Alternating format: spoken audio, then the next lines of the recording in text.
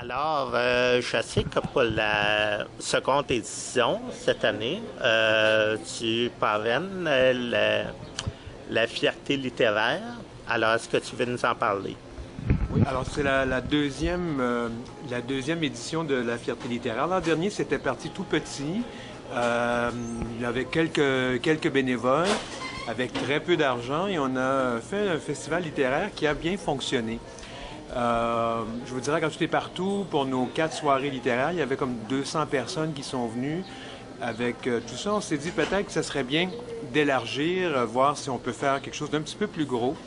Alors, Fierté littéraire, maintenant, c'est une marque de diffusion Adage, qui est une organisation à but non lucratif qui fait de la promotion d'événements culturels, notamment d'événements littéraires. Et avec Diffusion Adage, on a réussi à aller chercher de l'aide de l'Union des écrivains et écrivaines québécois, qui nous ont donné plusieurs cachets d'auteurs, qui nous a permis d'aller chercher des auteurs connus.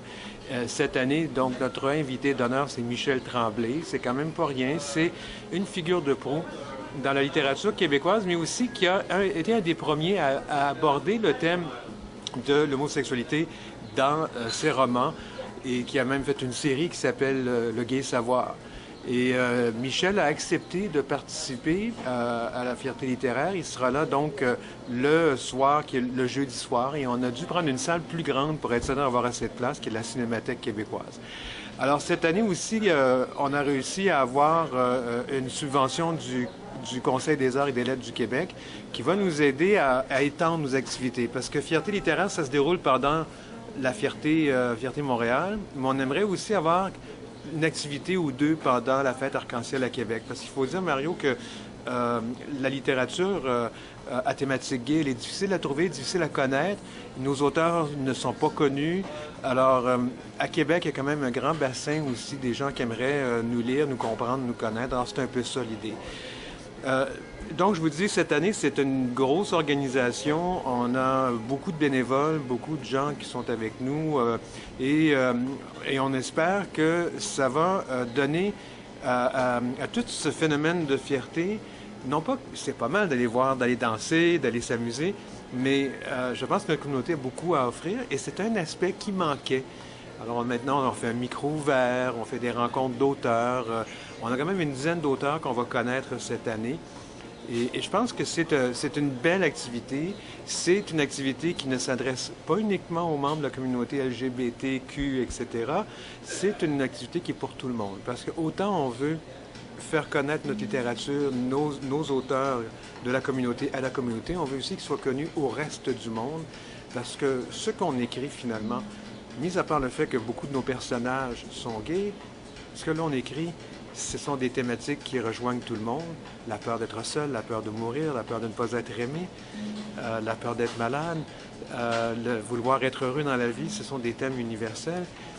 Et de la même façon, on veut inviter les hétérosexuels à venir lire de leurs textes qui parfois parlent de nous. C'est intéressant de voir comment les autres nous voient. Et c'est pas toujours ce qu'on pense négatif, bien au contraire. On a Kim Messier qui vient, qui a écrit un roman qui s'appelle Le Placard et qui lance son deuxième roman pendant la fierté, Coming Out, qui, elle, parle de l'homosexualité féminine, mais pourtant, elle n'est pas gay. C'est une mère de 2 enfants, et voilà. Et cette année, je crois que c'est à tous les jours que vous allez vous manifester pendant la semaine de la fierté gay. Oui, on va être là, sauf le lundi soir. Pour une raison très technique, on pensait qu'il y aurait eu une autre activité littéraire le lundi soir qui ne s'est pas concrétisée, donc on n'avait rien prévu à la programmation.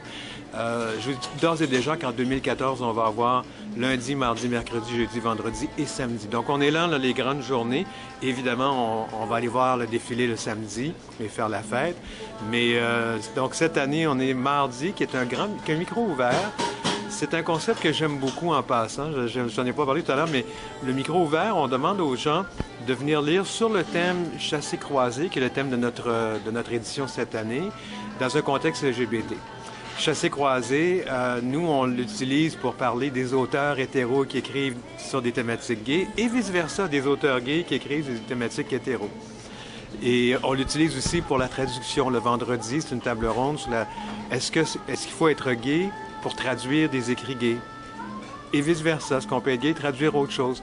Alors, ça, c'est la grande thématique. On sait que Michel Tremblay écrit aussi des romans très hétéros et des romans très gays. Alors, c'est la thématique. Donc, le mardi, on fait un souper ensemble au restaurant La Grille et à 19h30, on lance Brève littéraire de la Société littéraire de Laval, dont je suis membre du conseil d'administration. Et on a une section LGBT cette année, des textes qui ont été retenus l'an dernier lors de Fierté littéraire qui sont publiés cette année. Et après ça, c'est le micro ouvert. Et je vais animer ça avec beaucoup de plaisir. Je vous promets, j'ai écrit un slam à 3 personnages à répondre sur le thème de Chassé-Croisé. Alors, je vous en dis pas plus, il faut venir voir ça.